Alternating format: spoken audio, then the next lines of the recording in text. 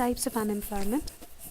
Unemployment, as we all know, is one of the key determinants that help us understand the growth and the developmental patterns that exist in any given economy of any given country. Today we will try and understand the concepts of the different types of unemployment that exist in the economy. This will help us have a better picture about the concept of unemployment altogether. The first type of unemployment that we are going to discuss here today is voluntary unemployment. Now, in any given society, given the prevailing or the existing wage rate that exists in the economy, there exist individuals who are not willing to work or have decided or opted to not look for jobs. Now, all these individuals come under the category of being voluntary unemployed. So technically, when we talk about voluntary unemployment, it refers to a situation when an individual or a person is unemployed, not because he or she does not have available choices for jobs in the economy, or because he or she is not being able to find a job or employment of his or her own choice, but simply because they are not willing to work at the prevailing market wage rate. So when we have a look at this concept or this type of unemployment, we realize that they do not formulate a part of the labor force, because technically one of the major categories or one of the major factors that help define the concept of unemployment is that the individual must and should be willing to work. So when we talk about voluntary unemployment, they do not constitute as a part of labor force. The second kind of unemployment that we are going to be discussing today is involuntary unemployment. Now, when we talk about involuntary unemployment, it refers to all the individuals or all the persons who are willing to work at the given prevailing wage rate but are still not being able to find jobs, either because of the lack of jobs or because he or she is not being able to find a job of his or her own choice. So technically, involuntary unemployment occurs when a person is willing to work at the prevailing wage rate and still remains to be unemployed. So this formulates or is one of the major ideology on the basis of which companies or countries try to reduce their unemployment level. They do not want to have a situation in which a person who is willing to work is not being given work. So if we ever want to figure out what is the rate of involuntary unemployed that exists in the economy, what we need to do is we need to take the total unemployment rate that exists in the economy and subtract it with the rate of frictional unemployment that exists in the economy. We'll be discussing about the concept of frictional unemployment in the coming slides. But this is one of the major problems that we see in the recent times, wherein countries and companies are trying their level best to reduce the level of involuntary unemployed in the economy by providing more job opportunities. The third kind of unemployment that we are going to discuss about today is disguised unemployment. Now, the concept of disguised unemployment was actually contributed by none other than Mrs. Robinson. However, even though it was contributed by her, it was extensively used in the theory of underdevelopment only later by Rosenstein, Rodin and Nerks.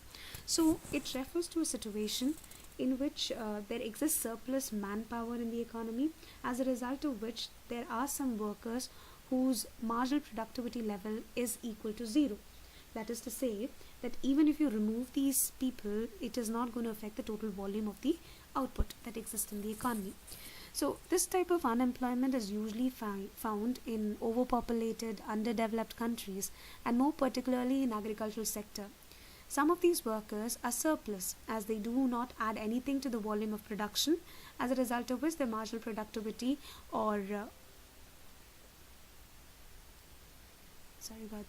as a result of which the marginal productivity that is in addition to the production made by the additional unit of labor is zero or negative. For instance, let us assume a piece of land in which if 4 people work efficiently, it will lead to the total efficient use of the land and the total output of say that the land can produce of say 1000 units. Now, if suppose they employ 2 more people, 6 more people, let's say 6 people in total. Now, whereas the total utility of that land that gives an output of 1000 units can be already delivered with respect to 4 individuals, when you add on these 6 individuals that is 2 more individuals, the total productivity of the land still remains to be equal to the total output, that is equal to 1000 units. So irrespective of these two labors that have been added to the economy, the total output does not change. So the marginal productivity of these two new labors who have joined the labor force technically is equal to 0. Now this refers to as the disguised unemployment or hidden unemployment, in other words. The next type of unemployment that we are going to discuss about is frictional unemployment. Now, frictional unemployment usually refers to a temporary phenomena that exists in the economy as a result of individual being out of work for a period of time as they are changing their jobs or in between jobs. So it refers to the time period between jobs when a worker is searching for or transitioning from one job to another. So that is one of the main reasons why sometimes it is also known as search unemployment, and it can be voluntary based on circumstances of the unemployed individual. Now note in mind here, even though we are using the term voluntary, as the individual voluntarily decides to opt out of work so that a better opportunity is being provided to him in terms of a new job, a new and a better job, this is no way similar to voluntary unemployment, because in voluntary unemployment we have insisted on the fact that the individual is not at all willing to work. So he is not a part of labor force at all. He is not willing to work at the given prevailing market wage rate. So frictional unemployment refers to the situation in which we can say that the individual is in between jobs or is searching for a better job. So we will always see that when we talk about the full employment level, which is the ideal level that the supply side economists have always referred to in terms of the betterment of the economy, frictional unemployment will always constitute to be a part of the full employment level. Now if we have a look at the 2014 NET exam paper, here one of the questions that was asked was paper 2, J series 2014.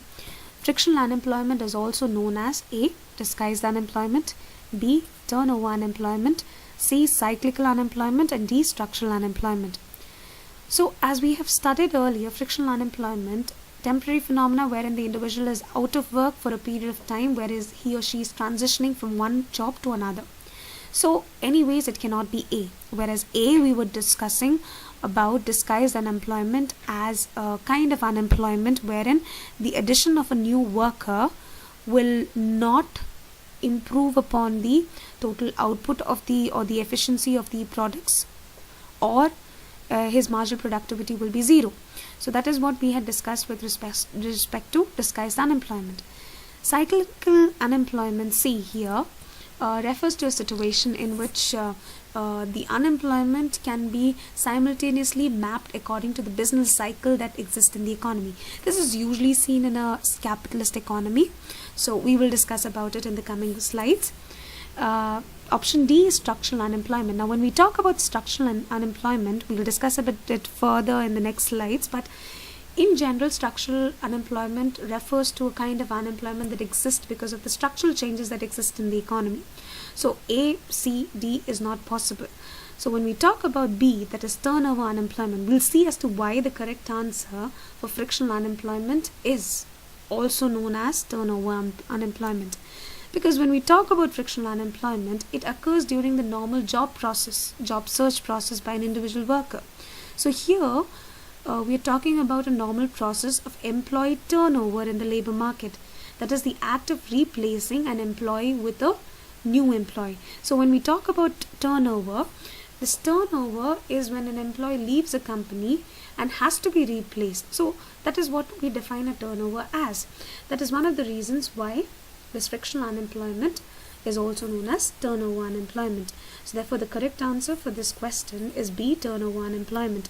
And we would also realize that when we talk about this turnover, sometimes that a certain amount of this turnover is considered to be natural. It is not because of any particular factors. It constitutes a natural part of the economy. That is one of the reasons why frictional unemployment is actually is always a part of the full employment in the economy. The next type of unemployment that we are going to discuss about is what we had talked about, the D section here, structural unemployment. Now, structural unemployment usually refers to a kind of unemployment or a form of unemployment that exists because of the structural changes that exist in the economy. So, in simple words, it can be explained as a form of unemployment where at a given wage rate, the quantity of labor supplied exceeds the quantity of labor demanded, not because of any other factors, but simply because there's a fundamental mismatch between the number of people who want to work and the number of jobs that are available. So, because of structural changes in the economy, now this can be because of decline in demand for production, it can be because of expansion of industries or consequent disinvestment of the made by the industry. This can be because of reduction in its manpower requirements, because of the increasing advancements in technology. All these factors, directly or indirectly, may lead to a situation in which the existing skills of the individual or the worker in the economy is not sufficient enough to meet with the coming changes in the structural changes in the economy. So there would be a situation in which the unemployment is there because the workers may lack the skills needed for the jobs, or they may not live in the part of the country or the world where the jobs are available. So when we talk about structural unemployment, it is one of the 5 major categories of unemployment distinguished by economists, as a result of which, when we talk about structural unemployment, it is generally considered to be one of the permanent types of unemployment. And henceforth, when we talk about the full employment rate, we will see it in the coming slides, that when we talk about the full employment rate, along with frictional unemployment, structural unemployment also is a constant part of full employment. So, structural unemployment is a type of long-term unemployment that has multiple causes. It focuses on the structural problems within an economy and inefficiencies in labor market. Structural unemployment occurs when a labor market is not being able to provide jobs for everyone who's seeking employment. Because there's a mismatch between the skills of the unemployed workers and the skills of the needed workers for the job that are available.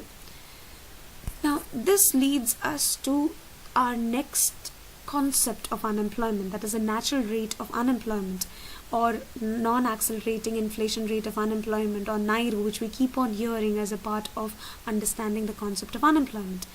Now, what is natural rate of unemployment? The rate of unemployment that prevails when the output and the employment are at full employment level is known as the natural rate of unemployment. So whatever is the rate of unemployment with respect to the full employment level that exists in the economy is known as the natural rate of unemployment. And henceforth, like we had talked in the earlier sections before, it consists of frictional and structural unemployment, and there is a steady rate of inflation too in the economy. Now, this idea of inflation can be related towards the concept of Philip curve that we had studied in economics over a greater deal in the coming slides later. So this idea of natural rate of unemployment was actually developed by Milton Friedman and Edmund Phillips. So, when we talk about the natural rate of unemployment, this rate of unemployment is when labor market is in equilibrium. It is the difference between those who would like a job at the current wage rate and those who are willing and able to take a job. Thus, the natural rate of unemployment will therefore include frictional unemployment and structural unemployment. For example, a worker who is not being able to get a job because he doesn't have the right skills will constitute a part of structural unemployment. Now, this can be part of natural unemployment because here it constitutes as the people who are willing to work at the current wage rate and those who are willing but unable to take a job. Similarly, if a person needs to transition from one job to the other by improving his skills, so that forms a part of frictional unemployment. So that will also formulate a part of the natural rate of unemployment. The two, that is frictional unemployment and the structural unemployment, exist at all times. Irrespective of the development and the growth in the economy, there will always be frictional and structural unemployment that exist in the economy, even when the economy is operating at its maximum potential. So these two types of unemployment are actually the ones that determine the natural rate of unemployment. Once again, when we talk about the natural rate of unemployment, to be more precise, the unemployment is caused by supply side factors rather than the demand side factors. Now, why is this so? This is because even if the economy is operating on a full capacity and there is no demand deficient unemployment, there will still be some unemployment which is caused by supply side factors. It can be a change in technology, it can be disinvestments of the firm, it can be expansions of the firm. All these will lead to a situation where there will be unemployment even when the economy is working at full employment rate. So the natural rate of unemployment is also sometimes termed as non-accelerating inflation rate of unemployment, that is NIRU. Now, one important part to be noted here is that the non-accelerating inflation rate of the unemployment, the non-accelerating inflation rate of unemployment or the natural rate of unemployment will never include cyclical unemployment. If we have a look at paper 2 of NET exam July 2018, we would see that one of the questions that was directly asked here is non-accelerating inflation rate of employment or NIRU means A rate of unemployment for which the change in the rate of inflation is 0, B a rate of inflation which makes the rate of unemployment 0, C a rate of inflation for which the change in rate of unemployment is 0, or D a rate of unemployment which is equal to the rate of inflation. In order to understand the answer for that question, let us look at the solution for the question. Now see, what we have discussed before is that non-accelerating inflation rate of unemployment or the natural rate of unemployment is also known as a long-run Phillips curve. So this is specific to the level of unemployment that is evident in an economy that does not cause inflation to rise up. So inflation is constant at the full employment level. So NIRU often represents equilibrium between the state of economy and the labor market. If we have the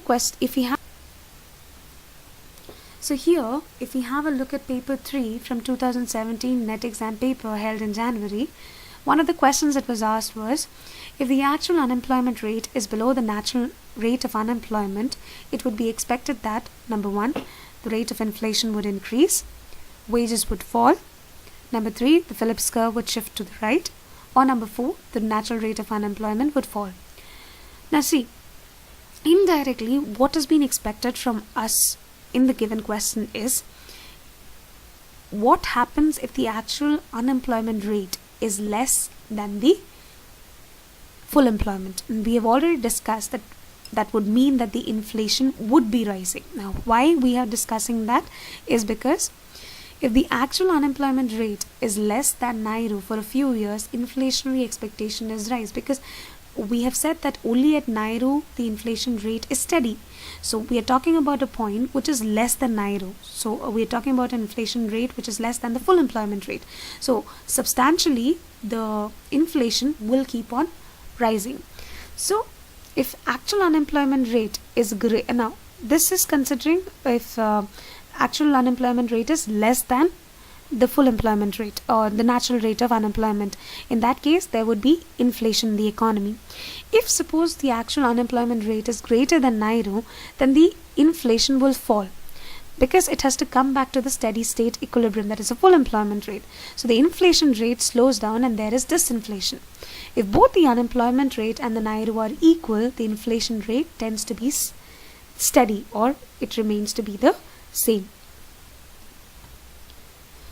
So when the answer to the question is, when unemployment rate falls below the natural rate, there is upward pressure on wages and the economy runs a risk of inflation. So if we have a look at the question again, we have option number A.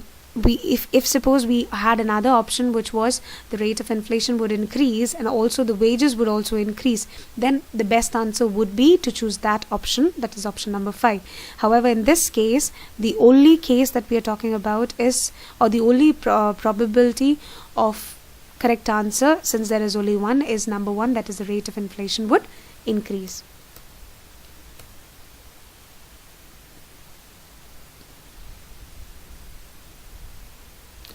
So when the unemployment rate drops below a certain level, It is also referred to as natural rate. The inflation rate will tend to increase and continue to rise until the unemployment level returns to the natural rate. Alternatively, when we talk about the unemployment rate as it rises above the natural rate, the inflation rate will also tend to decelerate.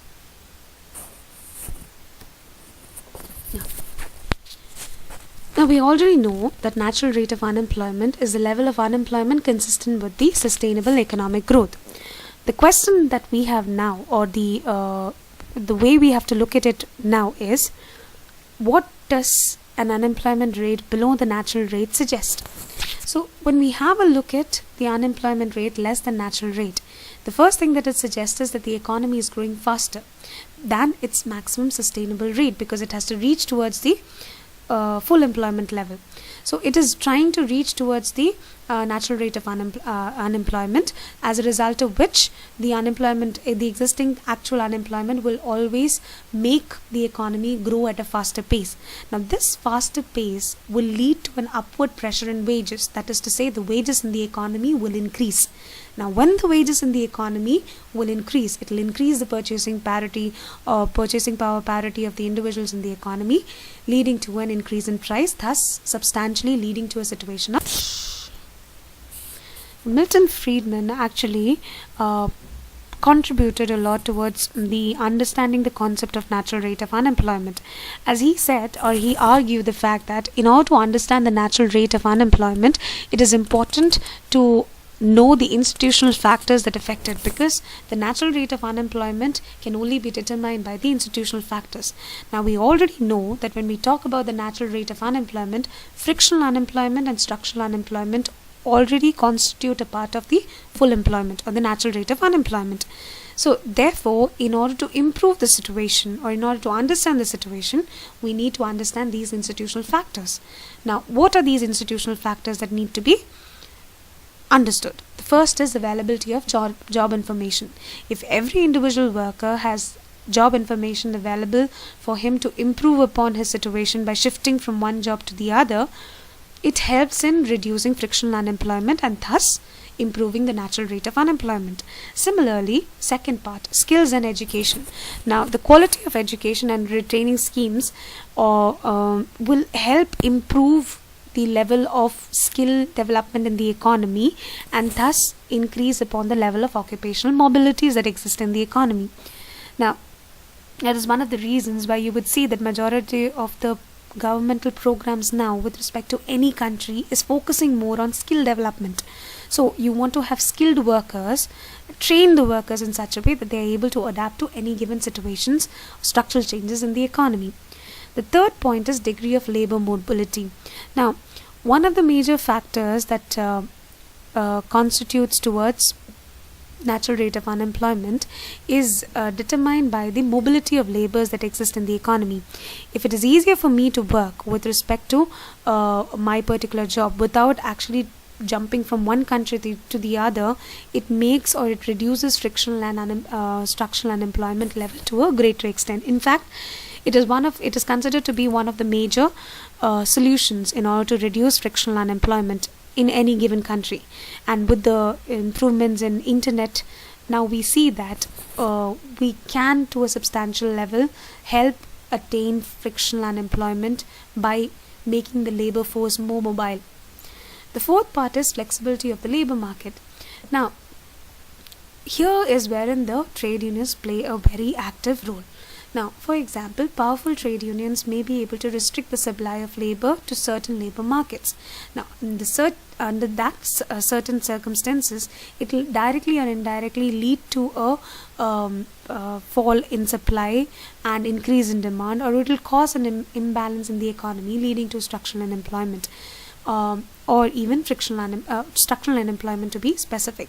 So flexibility of labor market is actually one of the important institutional factors that help understand the natural rate of unemployment. The last one is hysteresis. Now, what is hysteresis? A rise in unemployment caused by a recession may cause the natural rate of unemployment to increase. Now, what are we trying to say here? When there is a hysteresis that like when the unemployment level rises because of recession, automatically the workers will be demotivated to work. as they have been unemployed for a longer time period. Now, under such circumstances, they are less able to get new jobs. Now we come to the next part, that is the cyclical unemployment. Now, cyclical unemployment relates to regular ups and downs or cyclical trends in the growth and production that occurs within a business cycle. So that is to say that when the business cycle is at its peak, cyclical unemployment will be minimum or at its lowest as the total economy or economic output is working at its maximum potential. So unemployment that results when overall demand for goods and services in an economy cannot support full employment. That is the situation that we refer to as cyclical unemployment, as it occurs during periods of slow economic growth or during periods of economic contraction. Cyclical unemployment deals with an economy's business cycle. So whatever is the changes in the business cycle will actually lead to cyclical unemployment. This is usually seen in a capitalist economy, as business cycles are more prominent and more active in a capitalist economy. So cyclical unemployment occurs when there are job losses during the downturns or recessions or contractions in the business cycles, and it will be the lowest when the economy is at its peak or the business cycle is at its peak. Now, coming back to structural unemployment that we had discussed before, we know that it is caused by the shifts in the economy, maybe an improvement in the technology, workers' lack of prerequisite job skills, which makes it difficult for workers to find employment. Conversely, swings in companies' business cycle, whatever is the changes in the business cycle, is what leads to cyclical unemployment. So the difference is, in structural unemployment, the individual is lacking the skills, or there has been an advancements in technology which is preventing him from actually getting the prerequisite job skill, which makes it difficult for the workers to work. However, here in the cyclical unemployment, we are talking with respect to any changes in the business cycle, any ups and downs in the business cycle that affect changes in unemployment. Let us have a look at some of the previous year question papers with respect to our topic types of unemployment. 2012 June paper 2, question number 30, the assertion A, disguised unemployment is present in Indian agriculture. The reason, marginal productivity of agriculture is close to zero. We are given the following codes. Code number A, both the assertion and reasoning are correct, and R is the correct explanation for the assertion A. Code number B, both assertion and reasoning are correct, and R is not the correct explanation for the assertion A. Option number C, A is correct but R is not correct. Option number D, assertion is not correct but reasoning is correct. Now, when we look at when we studied the types of unemployment, under the disguised unemployment, we had stated the fact that the marginal productivity of the workers in disguised unemployment is zero. That is to say, the efficiency is already received with respect to less number of individuals. So, as a result of which, the marginal productivity of agriculture is zero or negative, defines the concept of disguised unemployment, which is present in Indian agriculture. So both the assertion as well as the reasoning are correct, and R is the correct explanation for the assertion given. Hence the correct answer towards this question is option number A, the assertion, because there exists disguised unemployment in the Indian agriculture, and the reason why there is disguised unemployment is because marginal productivity of agriculture is zero. So the correct answer is A.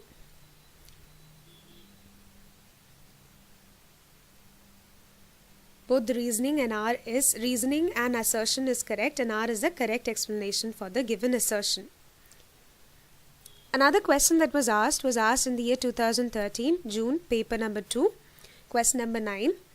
If 1 denotes involuntary unemployment, 2 denotes disguised unemployment, 3 denotes frictional unemployment, and 4 denotes the structural unemployment, then full employment consists of A, 1 and 2, B, 2 and 3, C 3 and 4, and D 1 and 4. Now, full employment is a level at which we had already discussed earlier that there will be existing frictional unemployment as well as structural unemployment, because both of them refer to a shift in the structure of the economy altogether. So, wherein frictional unemployment is the transition of jobs from one job to another, it will be a temporary loss of job, or wherein the individual is looking for another better opportunity. Structural unemployment will be when the structure of the economy with respect to technological advancement, with respect to skills changes, and the existing individuals in the economy have to adapt towards the new changes. It will still be called the structural unemployment. So at full employment level, always frictional unemployment and structural unemployment exist. So the correct answer towards this question is option number C, that is code number 3 and 4, frictional unemployment and structural unemployment.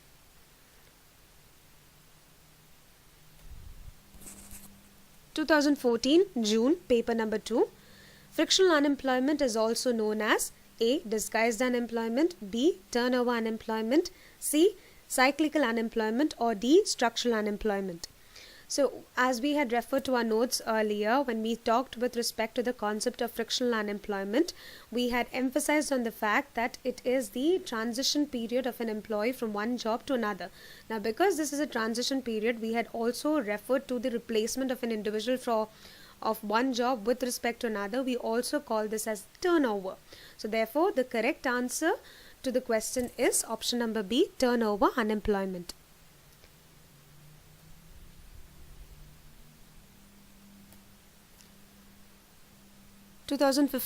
June, paper number 3, question number 20. Which of the following is the correct concept of natural rating unemployment? A. Frictionally and structurally unemployed, B. Frictionally and cyclically unemployed, C. Structurally and cyclically unemployed, or D. Frictionally, cyclically and structurally unemployed. Now again, we had referred to the natural rate of unemployment, or the NAIRU rate, to be the rate of full employment. And at full employment, like we had explained in the previous question and also in the theory that we did with respect to types of unemployment, at full employment there are always two kinds of unemployment which exist. One is frictional and the second one is structural. So the correct answer towards this question is option number A, frictionally and structurally unemployment will be existing at the NAIRU rate, or the natural rate of unemployment. So the correct answer is option number 1.